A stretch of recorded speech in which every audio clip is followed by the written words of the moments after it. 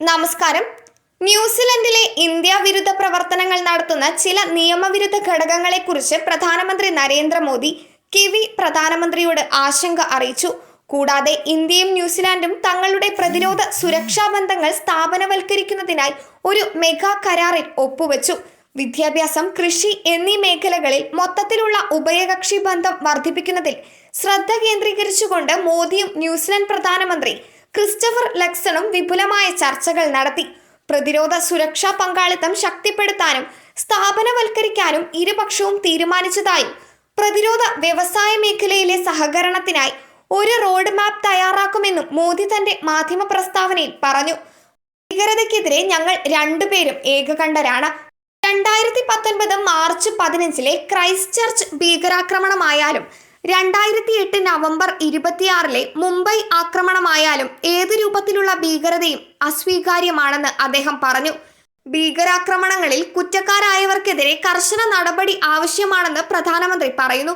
ഭീകരർ, വിഘടനവാദികൾ, തീവ്രവാദികൾ എന്നിവർക്കെതിരെ ഞങ്ങൾ ഒരുമിച്ച് സഹകരിക്കുന്നത് തുടരുമെന്നും അദ്ദേഹം കൂട്ടിച്ചേർത്തു.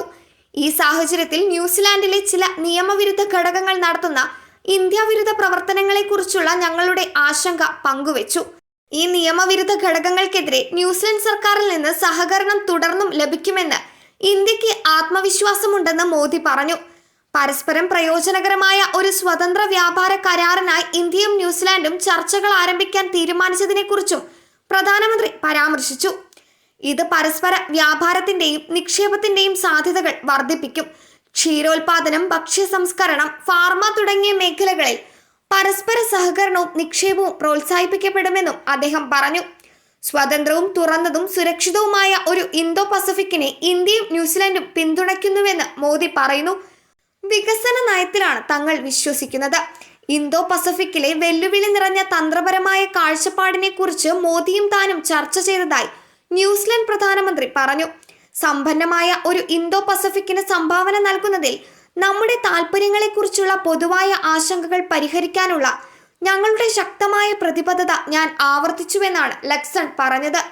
News desk മലയാളാക്ഷരം.